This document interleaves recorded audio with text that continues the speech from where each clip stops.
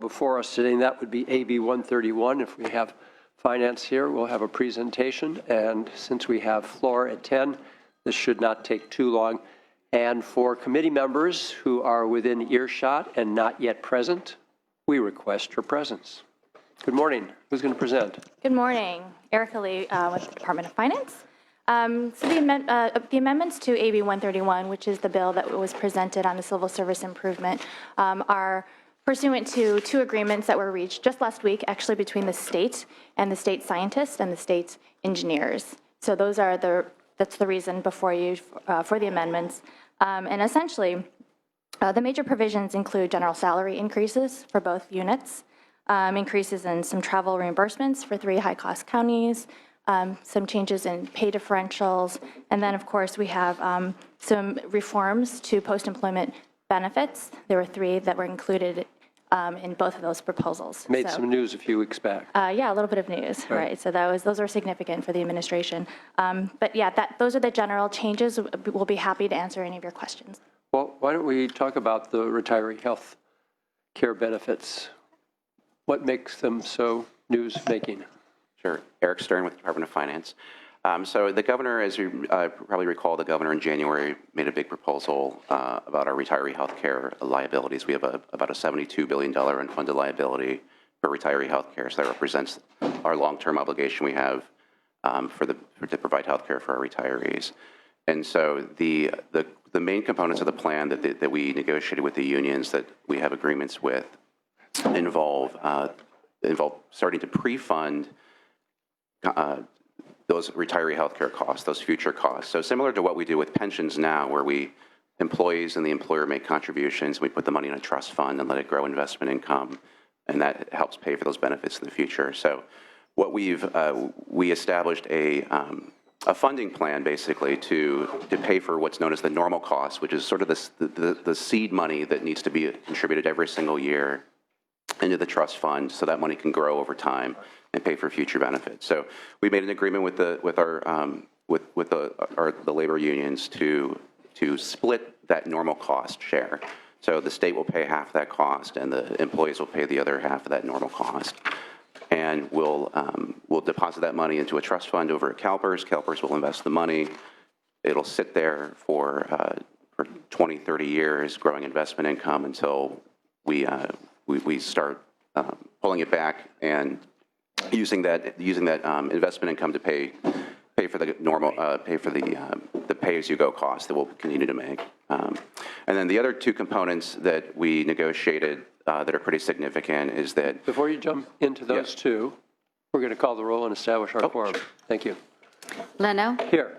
Nielsen. Here. Allen. Here. Anderson. Bell. Here. Block. Hancock. Mitchell. Monning. Morlock. Wynn. Here. Han. Here. Pavley. Roth. Here. Stone. Here. Woke. Here. Thank you. We have our quorum. Thank you for your patience. Thank you. So we had some pretty important conversations we had at the table over the benefit levels, and we reached an agreement with the labor unions to change the state contribution for retiree health care benefits for new employees who start working for the state after January 1st, 2016, for those members who are part of those bargaining units. And so very simply, currently we provide a 100% contribution a contribution that represents 100% of the average premiums that CalPERS offers. And so what we agreed to was to go to bump that down to 80% of the average premium cost. For the employer. So the employer will pay 80% of that cost of the average premiums. Still a very generous benefit. Again, it would only apply to new employees hired after next year. And the other significant change was increasing our vesting schedule to qualify and be eligible for that benefit. So currently, employees are under a 10 to 20 year graduated vesting schedule, and we agreed to change that to 15 to 25 years. So how does that affect the $72 billion? So over a long period of time, if we are successful in getting similar types of agreements with all the other bargaining units as their contracts are up for renewal over the next two years, we should be able to eliminate the unfunded liability completely eliminated it in approximately 30 years. So the actuaries that we hired to model out these scenarios, which is pretty much the pre-funding, is where you really get the ability to erode the unfunded liability, because it's all pay-as-you-go costs now. Currently, we have almost a $2 billion general fund spend on retiree health care. So over time, we'll continue to make that pay-as-you-go cost, which we anticipate will continue to increase, because we have to let those contributions sit in that trust fund. We have to let it take time to let it grow investment income. But over time, over 30 years, the actuaries model out that we should be able to erode the unfunded liability if we continue to keep this funding plan in place with everyone, all state employees, and the state making equal contributions into that trust fund. So this is a comprehensive solution. This is, but again, this only affects 2 bargaining units. This is with the assumption that we're going to be able to replicate this. Sure, yeah, so bargaining units 9 and 10 represent about 6% of the total state workforce that's in our OPEB retiree health care plan. This is for the scientists and for the engineers. Right. One more question, then we'll get to Senator Roth. What are some of the larger bargaining units that will be before you that will help substantiate that this is going to be our model going forward? Sure. So we're still negotiating with bargaining unit 6, which is CCPOA, the correctional officers. So that's a substantial portion of the state workforce.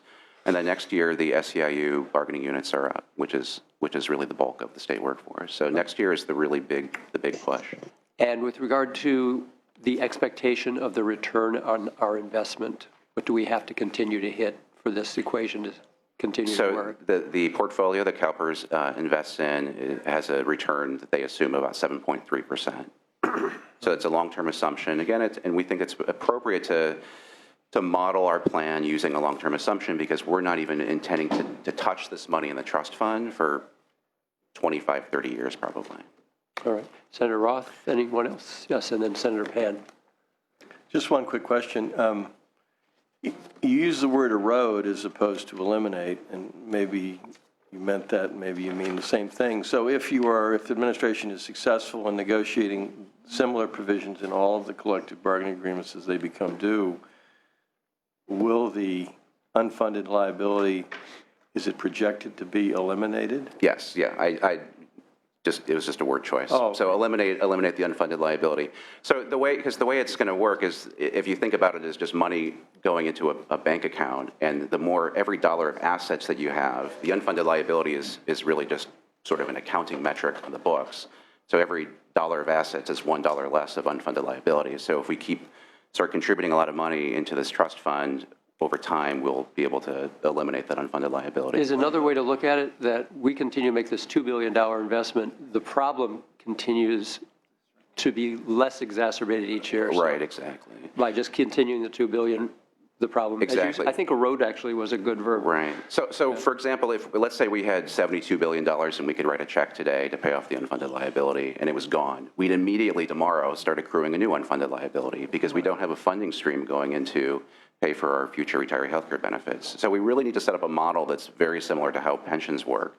And, it's over a long period of time, the pension funding model is generally pretty good. We have ups and downs. We're in sort of a down period now, but, we're hoping that if we make a parallel sort of funding approach, we should be in good shape to really sustain this benefit structure for the long term, and that's really what we're looking at doing. Good effort. Thank you, Mr. Chair. Thank you, Senator Pan, then Senator Nielsen and Senator Morlock. Hey, thank you, Mr. Chair. As chair of the PERS committee, I appreciate the opportunity to review the MOUs for both the engineers and the scientists, and I do want to thank the respective unions for their work with with the administration to come to this agreement, and certainly very supportive of the MOUs that are incorporated in this bill. I also just want to briefly also remark that as someone who has a science background, I know that here, as we've debated policy, we need to be competitive and be able to recruit scientists to help us do the work, to provide the technical support for the state government, and I appreciate what the administration, the scientists were able to come together, and same with our engineers, to try to be sure we remain competitive, because we've been in a situation where basically the private sector and the public sector and many levels of government have, and other levels of government have been more competitive than the state. And we need to be sure we can retain and recruit the technical people at the highest levels to be able to do the work of the state. So again, I want to express my support for both the bill and the MOUs. Thank you. Thank you, Senator. And it should not go without saying that we appreciate each of these bargaining units working with the administration and working with us so that we can finally attend to a situation that needed resolution. It looks like we will have it. Senator Nielsen?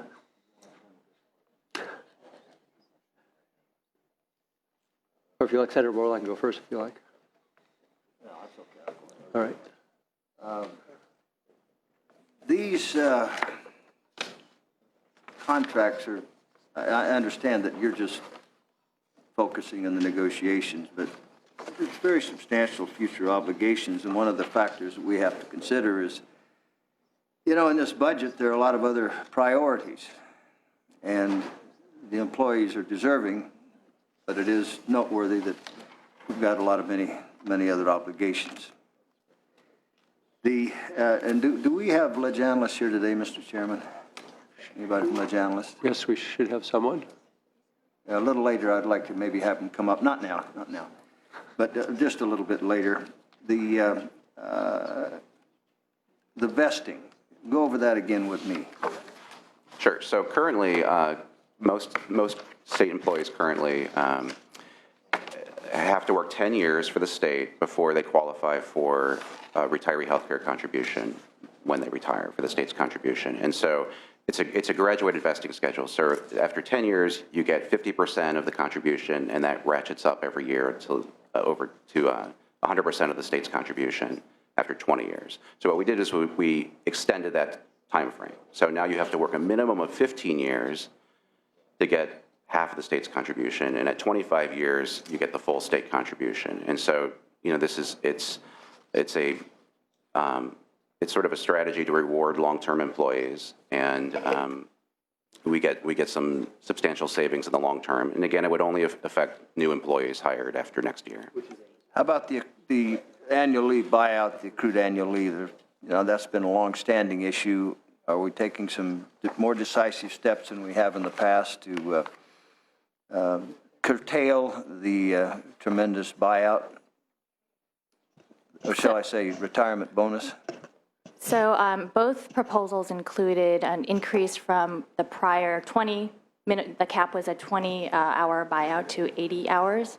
And we are attempting to address that unfunded liability by allowing departments to look at their budgets to see what they can afford to help reduce the long-term costs of those of the hours that are on the books. Okay. This is just another general observation that these individual contracts are okay, but as a legislature, we also have to pay a lot more attention in the budget to PYs. In these very trying times, you know, that's not an area that much progress has been made in reducing the number of personnel years or the numbers of percentage increase in hired employees. We need to pay attention. I may have another question in a minute, but I'll defer now to Thank you. And just to underscore one of the answers given to Senator Nielsen, when you said we're changing the vesting schedule so that now it'll be 25 years before fully getting the 100% vesting from the employer's contribution, but that 100% is going to be 80% as opposed to the 100% of 100%. So we're Exactly. pushing it out and lowering it, the employer, our state's liability. Senator Morlock. Thank you, Mr. Chair. So we're using a GASB 45 trust now. When was that established? The trust fund was established over at CalPERS. It was maybe a decade ago, because there's a lot of local employers, about 400 local employers that. So it's multi-employer. It's a multi-employer trust over at And then what does the state have as a balance? We have about, I think at the end of at June 30th, 2014, it was close to $100 million, $90 million, somewhere in that range. So, which effectively means we have a 0% funded status. Right. And most of that is from, so we do have 3 bargaining units that have some pre-funding agreements in there that we've had for a few years now. So CHP bargaining unit 5, we've been contributing, the state's been making contributions, and the employees have too for a few years now. So most of that is CHP related contributions. So then we have it broken up by the various departments. Every bargaining unit has sort of a sub-account to sort of to track the dollars and the funded status and the liabilities associated with those members. And so we're proposing to make those contributions by employees non-refundable? Correct. That's the way the trust fund is established. Why are we doing that? It's the nature of how that trust fund is. It's an employer trust fund, so it's for it's sort of the rules and parameters of how that was created under IRS rules and regulations several years ago. So why don't we as a state pay for it ourselves and not the employee as a strategy?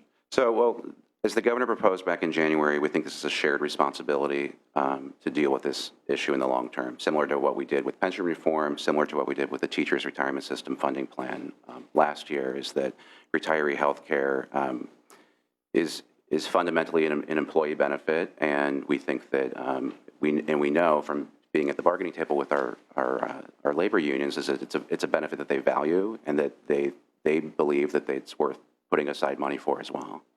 So then we're giving them a raise so they can have a withholding, which means we're actually compounding our pension plan problem.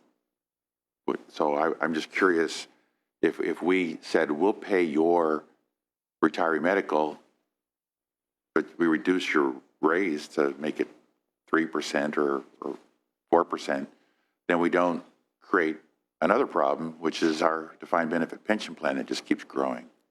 Sure. I mean, there are a lot of interactions that go on with that, but I would say that the employee contribution is not directly correlated to the pay raises and the GSIs that they're giving. There's been a long period of pretty sort of stagnant salary growth. There's been, with the scientists specifically, there was a lot of lag that's been going on that we've been trying to address. So it's not sort of a one-for-one sort of relationship between the OPEB contributions and the salary increases. Right, but you know, when you grant someone a massive defined benefit pension plan, you had better be ready not to have pay raises for a long time, or it won't pencil out. So you got to pick. You want a big pension? Great. If you want a 401k, then great. We'll give you raises as long as we can afford. So we've created this mutual problem of the DB plan. So now when you give a 7% raise, and you're the state, and we've got counties and cities that can't afford to do that because of their various situations, you're creating a bar now that the reverberations are not going to be pleasant for a lot of local leaders because they can't afford to match that. So have you taken that into consideration at all? Yeah, I mean, definitely. I mean, we know that there's pressure. It puts pressure on your pension contributions if you have sort of unanticipated end of career salary growth. But over the last 10 years, because salary growth actually has been pretty flat, we've been having a lot of actuarial gains on our contribution rates because the actuaries estimate that the salaries should have been increasing every single year because they make long-term estimates. And so over the last decade, when we had a recession and pretty stagnant salary growth, we actually had a lot of actuarial gains. And I think the GSIs that we've agreed to really sort of reflect sort of a catch-up period when we've had low growth in wages for the state. So we don't have actuarial reports. Are those available? Oh, sure. Absolutely. Today, before we start and vote? I mean, we can get them forwarded to the staff. Because I'm having trouble understanding you have actuarial gains when you're 0% funded. So I'd love to see what kind of report you've got. I was talking about on the pension side. I'm talking about the retiree medical side. You know, do we have actuarial reports for? I mean, do we even know actuarially what we're going to save, or what's it going to do to our unfunded liability? How come I don't have it in print? Do we have something? We can get that forwarded to you. Yeah, we didn't make this up across the street up in our office over there. Well, some of us like to read actuarial reports, believe it or not. Yeah.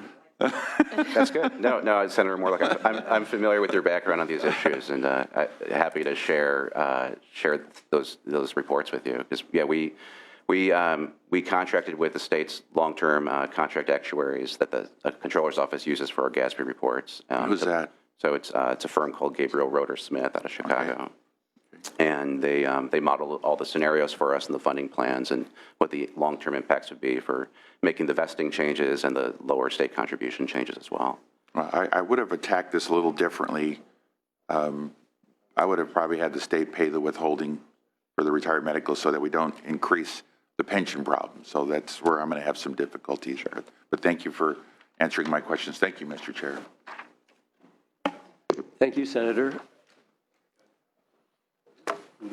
We have a motion by Senator Bell. Any other questions or comments from the committee? Yes, Senator Nielsen. I'd just like to get on the record so people don't ever forget this. A reform that was put in and now removed in 2015, that if agencies kept positions unfilled 6 months, they would lose those positions. That was removed last year. That was a very necessary control. It was fairly easy to manipulate it, but we could fix some of the manipulation of changing classifications, et cetera, that they exploited to get around that provision. But that's something that we're going to insist that we continue to revisit, that they have got to get rid of those positions. They'll lose them. That's just an automatic. So that's part of continuing discussions. Senator Nielsen, you have my full support in that. I do have one question, Senator Morlock, then I'll have a question, and then we'll take our vote. One of the questions I used to ask when I was running my own firm is, what do you do for an encore? So what happens with all the other bargaining units? They all going to come in and ask for 7%? Same. I mean, can we afford that? Have we looked at the reverberations, ramifications? You know, we do have 15 bargaining units that are coming up next year. So we're currently in negotiations with 2 others. So we anticipate, you know, looking at each of those bargaining units uniquely to see what their particular issues are. And so we don't feel like we've established a template or anything in terms of salaries, but we are attempting to address each unit with their unique issues and concerns. So it looks like, for, say, Caltrans, the costs are going to go up $600 million over the next 4 years. So we're trying to figure out how to find money to build roads, and I'm trying to figure out the connection here. And these negotiations are all done by the governor's office and Department of Finance? It's actually the Department of Human Resources leading the negotiations. And then we get the results Through at the last day here of session. Is there any transparency prior to that on what's going on with the negotiations?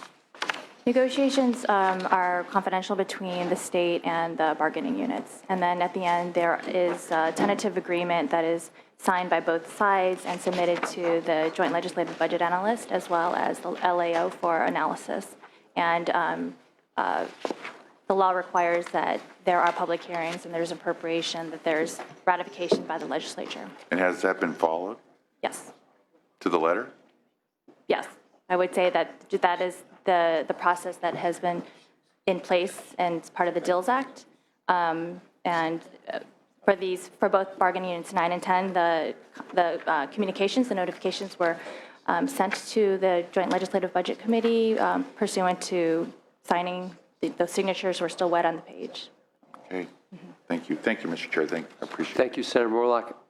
Can you put in real numbers for us, the kinds of salaries we're talking about? My understanding is that, and I think I can speak a little more with more certainty with regard to the scientists than the engineers, but our scientists are paid very little relative to the private sector or city or counties. Can you give us some comparisons, please?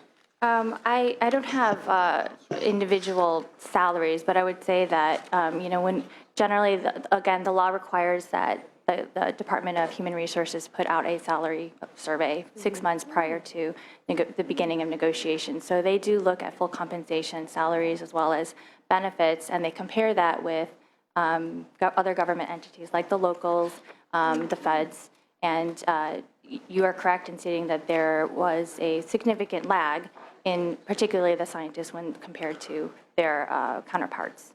So this salary survey is often used as it's a part of a tool that is looked at, some of the information that is looked at before going into negotiations. But it's fair to say, in the comparison, we would trend toward the lower end of the scale rather than the higher. The salary, the full compensation survey did show that with particularly the scientists. Right? Okay. Senator Mitchell. Thank you. Just a very quick follow-up on the salary survey question.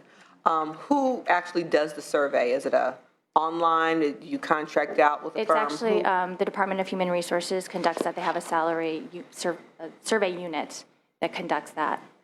And is that available to any state entity? How does one request a salary survey be conducted? In statute, it's the bargaining units that are up, their contracts are up, then that is something that would happen. It's as So part it's kind of autopilot? Yes. Okay, thank you. You're welcome.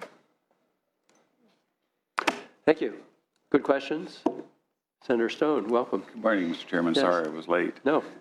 Sorry I missed Ask the away. discussion. Is there a representative of the LAO here today? I think we're ready for you, sir.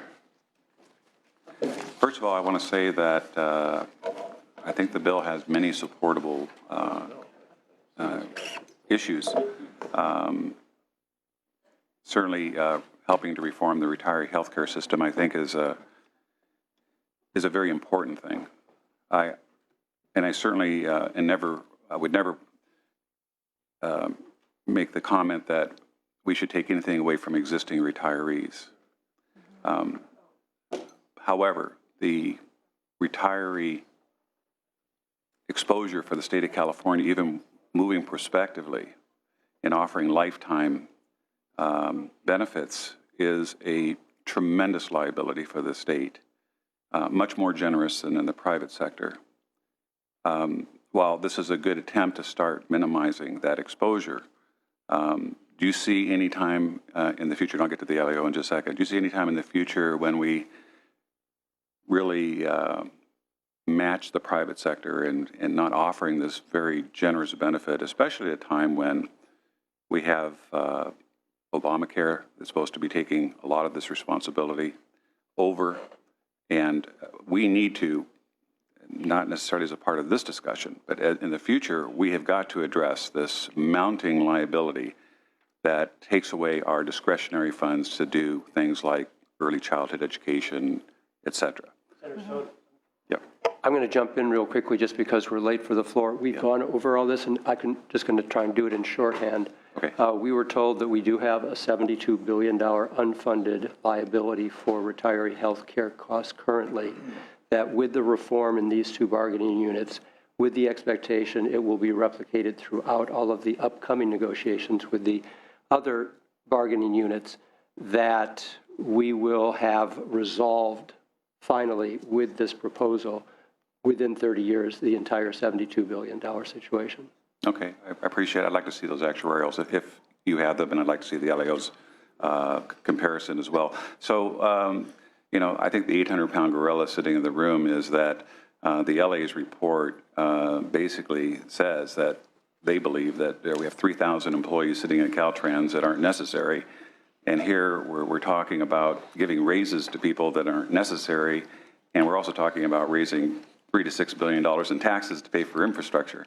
Are you still stand by that analysis? Number one, and number two, I believe through Ms. Spears' legislation in the past that you require a certain amount of time to go over these things, especially MOUs, and I want to applaud you for coming forward in a very short period of time with an analysis, but is your analysis as comprehensive as you would expect it to have been had you had the full 10 days to do it? Nick Schroeder with the LAO. I'll address the 10-day review question, and then my colleague will address the Caltrans question. As we indicated in our analysis, especially with a policy as complex as retiree health care, 10 days isn't enough to do the analysis, and honestly, we probably would need many months to do an analysis of it. And so that's why we were able to expedite our review and basically acknowledge that we can't do an analysis of the OPEB retiree health policy within the time period. Okay, thank you. And thank you for your efforts to at least bring us something. Jessica Peters with the Analyst's Office. In regard to your question, I think you're referring to our May 2014 report on the Capital Outlay Support Program review. At that time, we found that the department was overstaffed for its capital outlay support staff by roughly 3,500 positions. Some reductions have been taken since that time, and so it's down to roughly maybe 3,300 positions. Okay, so it's fair to say that your analysis shows that we have 3,000 more employees working in Caltrans than are presently needed.